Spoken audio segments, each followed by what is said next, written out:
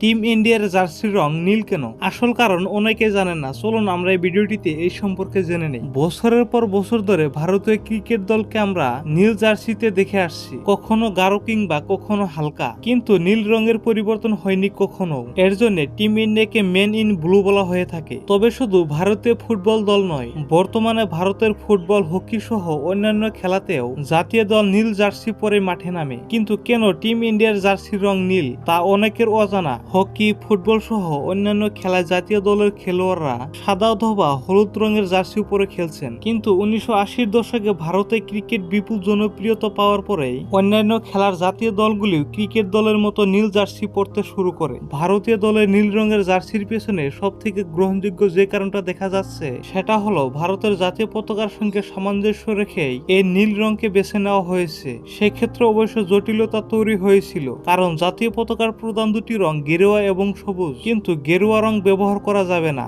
যেহেতু একটি নির্দিষ্ট দলের জার্সির রং রয়েছে আর পাকিস্তানের জার্সির রং সবুজ। একদিনের ক্রিকেট মানে রঙিন জার্সি বাধ্যতামূলক। তাছাড়া সাদা রঙের জার্সি সেইভাবে আকর্ষণীয় নয়, সেই জন্যই অশোক চক্রে নীল রঙের সঙ্গে সামঞ্জস্য রেখে ভারতীয় ক্রিকেট দলের জার্সি রং হিসাবে নীল রঙে বেছে নেওয়া হয়। বন্ধুরা, যদি ভিডিওটি ভালো লাগে থাকে তাহলে লাইক করবেন, শেয়ার করবেন, আর চ্যানেলটিতে নতুন এসে থাকলে সাবস্ক্রাইব করে বেল নোটিফিকেশনটা অন করে রাখবেন।